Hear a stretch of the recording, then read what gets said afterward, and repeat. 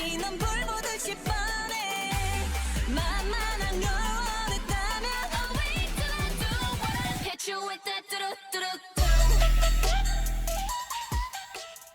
be totally honest, I don't have much on Jisoo.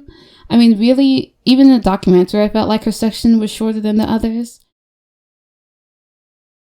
We follow Jisoo into a makeup artist's shop who Jisoo is friends with. There they converse a bit and it's revealed that Jisoo is the one who urged her friend to open up her own shop when before she had been working at YG. That's nice and all, but I want to learn a bit more about Jisoo since all the spotlight seems to be taken up by the other three. Though Jisoo does go into her backstory a bit, explaining she had originally dreamed to be a writer or a painter before auditioning for YG.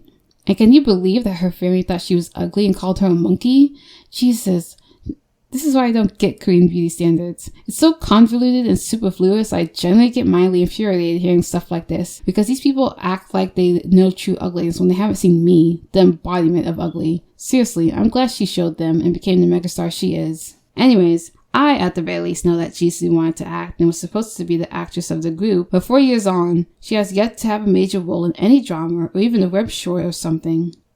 Sounds like another idol I know. Thankfully to all Jisoo stans, news broke out in August that she had finally landed a role in a drama called Snowdrop. It seems the writer and directed team for this drama also worked on Sky Castle, which was a very, very popular drama that came out last year. I even watched it to the end, which is unusual because I never watch Korean dramas to the end. And I highly recommend it to anyone who wants to see just how seriously some take the Korean education system, albeit in a dramatized way.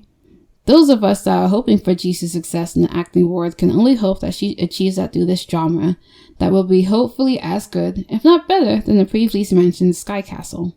I'll leave off with a quote from Jisoo herself because after the last two sections with Jenny and Lisa, I can't help but agree with her statement. I think that's because of the tough times I endured alone that I was able to become this strong now. Even now, I don't really like talking about my struggles. When other people think of me, I want them to always be smiling. Hi, girls and boys. I'm called Rosé. And I just woke up and welcome to Pajama News.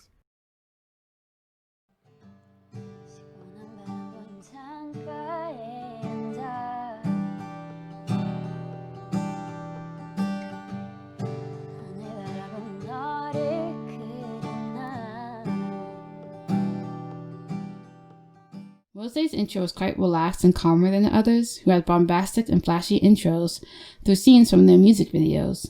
In contrast, Rosé is shown quietly playing her guitar in the middle of the stage. I wouldn't ask why there was such a difference, but I suppose I would chalk it down to her character, and perhaps the documentary creators believed it to be more suitable, as she is the final member to be presented, and thus a closeout for this part of the movie. Regardless, the only thing I knew about Rosé before watching this documentary was reaffirmed over and over again: her love of music. I recalled that I did watch an interview that BLACKPINK gave on this American radio show, and the only thing I can remember from it is Rosé explaining how back in Australia, her home country, she would constantly be playing music on her guitar or singing when her father finally, quote-unquote, got fed up and sent her to Korea to pursue her dreams. Did you do it? Because my dad told me to. I think he was sick of me like screaming at the top of my lungs on my piano every night at like 12 a.m. I think he was sick of me, so he just wanted to like get rid of me and just like send me to South Korea to just fulfill my dreams. Yeah. Definitely, I would say that though the other three have a love of music to the point that they became idols, Rosé just feels like she fell head over heels with music and entered a sort of sanctimonious ceremony to love and to hold, to treasure until death parts them. As dramatic as that sounds, it sounds like she basically read music.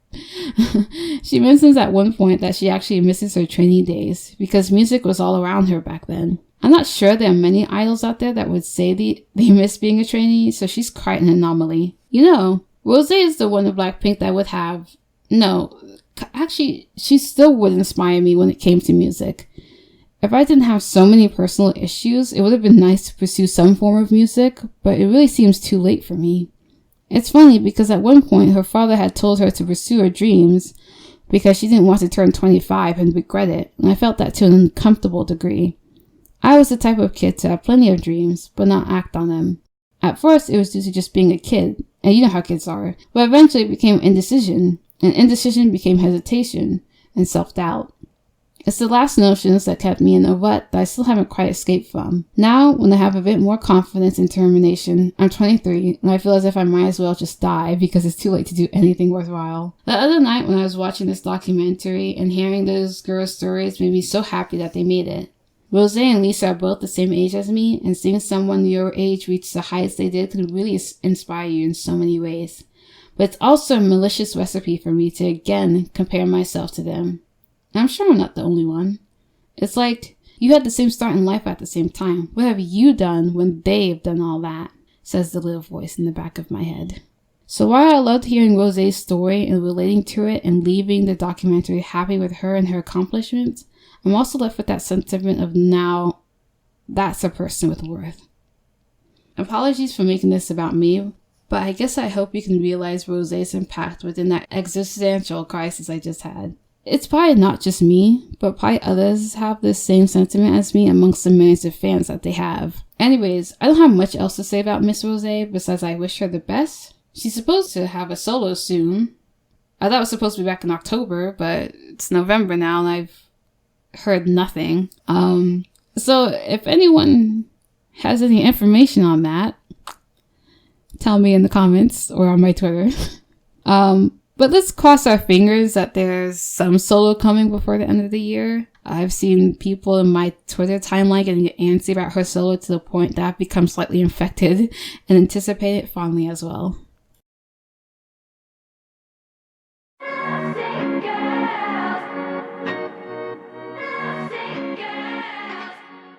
Well, I will reiterate by saying that the BLACKPINK Light Up the Sky documentary was alright. I'd recommend it to fans and non-fans of BLACKPINK as it provides a basic but interesting introduction to BLACKPINK as a group and to the individual members. Of course, the documentary provides more good vibes than bad as no scandals specific to BLACKPINK are named, nor is the drama that has beset YG since early 2019 had any mention, but that is to be expected. I also think from a storytelling perspective that I would have detracted from the overall vibe and the theme the documentary is trying to pull off. This movie's focus was BLACKPINK and their stories and accomplishments. Anything extra is deemed extra fluff or just unnecessary. For instance, perhaps the biggest accomplishment that proves to be one of the defining moments for their careers and the documentary, if not the defining moment, was their performance at Coachella and the good old messed up US of A. Another fact that I knew about BLACKPINK before this documentary is that a lot of fans seem to agree that their performance at the American Festival was their best yet. All the girls, including Jennie, showed an energetic and charismatic stage befitting of a world-class K-pop group. They definitely showed up to impress. All the girls seemed to agree that this was when they realized that they really made it, that the moment they've been waiting for had happened. Coachella also is technically the start of their first world tour, and traveling to all these different cities in different countries definitely helped reinforce the statement. The end of the movie was just this rundown of seeing their concerts and the girls talking about the experiences and what they took away from it. Personally, one statement from Lisa stood out to me as one that I wish more people, idols and fans included, felt this way. I would say that after watching to the end of this documentary, I can't quite say I'm a BLACKPINK stan, but I'm not as neutral towards them as before. This may come across as extremely sappy, but bear with me when I say that one, if not the main central theme surrounding this documentary, is love. Now wait, hear me out before giving me that look, and you know what look I'm talking about. It's basically what I said about Rosé and her love with music, or Lisa and her love for dancing, or even Jisoo with her love of acting and being a BLACKPINK member, and Jennie, as controversial, misunderstood, complex as she is, with her determination to make it as an idol, all comes down not just to the love of performing, or even for the love of music, but to other people. Because what is the point of making and performing music if no one's interested in hearing it? If people just ignore you? I mean, play and perform music for the sake of it, yeah, but for these idols, most of them seek an audience to perform in front of for that adoration, adulation, and most importantly, that validation. There were quite a number of times the BLACKPINK girls expressed doubts and uncertainty of themselves and their music, from Rosé doubting her ideas for songs, to Lisa being unsure if she could be a proper role model and idol to the Thai youth. At the end of the day, though, it was human connection that helped energize and kept them going. It's like when idols say they feel energized while performing and feel empty afterwards, a sentiment that Rosé herself shared at one point. Idols aren't just giving sappy lip service to fans when they say that their fans give them energy and power. Idols, as seemingly perfect and talented as they are human at the end of the day. I believe people can't forget this or willingly forget that, whether they're antis or fans. That I blame more on the industry than the idols themselves, who have little choice but to perpetuate this perfect, unblemished image that's been set since the birth of this industry.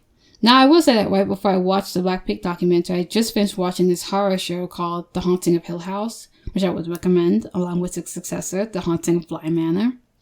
And the main thing I found in both of those shows is that despite all the scary, weird, mind-fucking moments of ghosts and mystery, was that at its center, both were a love story. Bly Manor specifically points this out in the last episode, when one of the characters says pretty much that.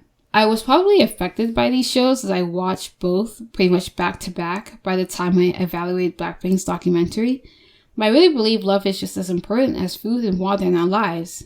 Did you know that there have been studies that have shown what happens when newborn babies just receive the adequate care of food, water, changing diapers, etc.? And guess what the results were?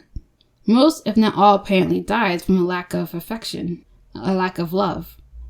To not respond to the baby.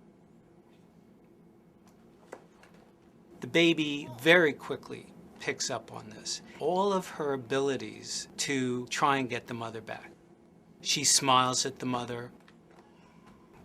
She points because she's used to the mother looking where she points. The baby puts both hands up in front of her and says, "What's happening?" They react with negative emotions. They turn away. They feel the stress of it. They actually may lose control of their posture because of the stress that they're experiencing. As adults, we learn to cope by ourselves, time and time again. Most of us fail to live alone, though, and prove to be social creatures who seek companionship. Doesn't have to be another human, by the way. Animals are just as good. But love, as sappy and corny of an emotion as it is, plays a bigger part of our lives than we give credit for.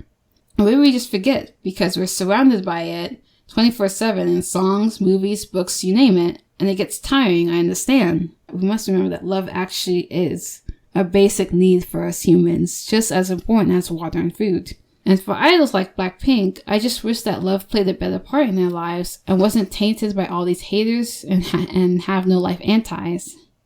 But it's not just the haters and the antis, but the companies as well prove to distort the concept of love for these idols, who have been nothing short of being brainwashed and gaslighted to think of themselves as lesser than they actually are. I say this not because they are idols, not because they are talented or good looking, not because I'm biased, but because they are human beings in this cold world that no one asks to be in.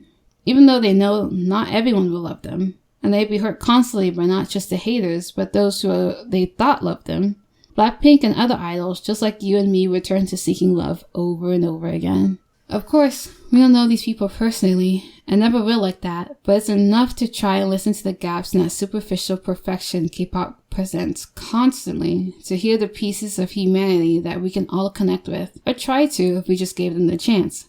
I know people will disagree with me, as they will with these fans I'm showing on screen, but at the very least understand that these fans have their own reasons for loving BLACKPINK that improves their own life in some way. For many fans, K-pop is the only community they have. Their fandom is the only friends or people that truly make them feel at home. And I can't entirely blame many fans going off the deep end for their faves and for the K-pop community, despite how destructive and harming that can be when taken too far. I don't condone that, but sadly, I know it will continue to happen. Just stay self-aware and vigilant, and I advise take a step back from the fandom for a bit, whether you're the perpetrator or the victim. K-pop isn't meant to be taken this seriously. Let's try to remember that. Right, well that's me done with my love ramble. I really think that last bit was a mess, but I'm fairly confident that no one watched this far besides that one person who requested this video, so I think I'm safe. At the very least, I hope it made a bit of sense, but if not, I'll just use the excuse I've been working on this for a long time. Regardless, y'all take care now and love your idols like they're your own sons and daughters. Too weird? Now it's friends forever. No, that's still kind of weird. But seriously, I hope you're all doing well and enjoy your phase as well as you can. Whether that be in a community, a small circle of friends, or even by yourself. But as for your faves, they're thrown to the wolves on a daily basis. They need more love than you think out in the stomach of that cold, savage beast known as the K-pop industry.